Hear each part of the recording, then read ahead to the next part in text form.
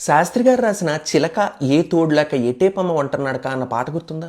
ఆ మొగుడిని నమ్మేసిన ఆవిడ గురించే కదండి పాట. నేను చాలాసార్లు విన్నానంటారా? కాదు. ఎందుకంటే మంగళసూత్రం మంగళి సరుక కొనగలవా చేయి జారాక లాభం ఎంతొచ్చిందమ్మా సౌభాగ్యం అమ్మేశాక అన్న ఈ లైన్స్ మాత్రమే ఆ క్యారెక్టర్ గురించి. ఇవి పక్కకు తీసేసి మిగిలిన లైన్స్ చూడండి. ప్రపంచంలో డబ్బే పరమావధి, అది సంపాదించడానికి ఎంత దూరమైనా వెళ్తాను అనుకుని ఆ మాయలో పడి తనకున్న వాళ్ళని తనని కన్న వాళ్ళని కూడా దూరం చేసుకున్న వాళ్ళని ప్రశ్నించే పాటిది. డబ్బు అనేది అవసరమే నిజమే, కానీ దాని మీద వ్యామోహం పెరిగితే అది నీ అందరికీ దూరం చేసి ఒక వ్యసనంలా మిగిలిపోతుంది. ఒక మనిషిని ఇక్కడ చిలకతో పోలుస్తూ తన చెట్టు గూడు అన్నింటిని వదిలేసి ఆశల కోసం చాలా దూరంగా ఎగిరిపోతున్నావు అనుకుంటూ దానికి జీవితం విలువ తెలిసేలా ఈ పాట రాశారు శాస్త్రి గారు.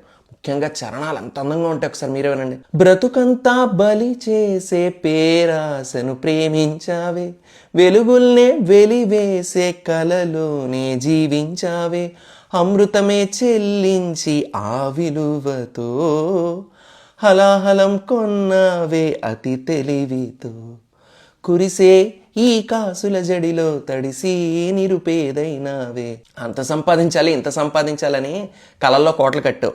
నీ జీవితంలో వెలుగునిచ్చి అందరినీ కోల్పోయి నువ్వు కన్న కళల వెంట ఊరేగావు. నీ సహచరులు స్నేహితులు కన్నవాళ్లతో గడిపిన క్షణాలు కదా అమృతం లాంటివి. కానీ డబ్బు మీద అత్యాశతో వాళ్ళకి దూరం అయి ఒంటరితనం అనే విషయాన్ని కొనుక్కున్న నీ అతి తెలివి ఉంది చూడు, నిజంగా చాలా బాగుంది. ఈ డబ్బు అనే వర్షంలో తడిసి అందరినీ కోల్పోయి ఒక నిరుపేదగా మిగిలావు, శభాష్ అని అంటున్నారు. ఇక రెండో చరణంలో ఏమంటున్నారంటే, అనురాగం కొనగలిగే ధనముందా ఈ లోకంలో, మమకారం విలువెంతో మరిచావా సిరిమైకంలో, ఆనందం కొనలేని ధనరాశితో అనాథగా మిగిలావే అమావాసలో, తీరా నువ్వు కను తెరిచాక తీరం కనబడదే ఇంకా. నిజమైన అనురాగాన్ని నువ్వు కొనలేవు. అంటే ఇంత సంపాదించాక నీ డబ్బు చూసి ఎవరైనా నీతో చేరతారేమో కానీ నిన్ను చూసి కాదు.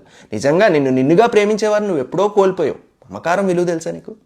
మనిషిని కొనగలవేమో కానీ ఎవరిని మనసులోని పర్మనెంట్ స్థానాన్ని నువ్వు కొనలేవు. ఈ చిన్న విషయం మర్చిపోయావా ఈ డబ్బునే మత్తులో పడి అని అడుగుతున్నారనమాట.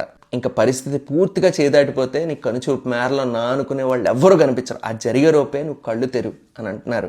అందుకే పల్లవిలో ఇలా చెప్తున్నారనమాట, ఓ చిలక ఎవ్వరి తోడు లేకుండా ఎటువైపు అలా ఒంటరిగా నడుచుకుంటూ వెళ్ళిపోతున్నావు, తెలిసి ఎడారిలో ఎండమావుల మీద ఆశలు పెంచుకుంటున్నావు, చూసుకో మరి నీ డెస్టినేషన్ ఎటో అని బుద్ధి చెప్తున్నట్టు ఇలా పాడుతున్నారనమాట.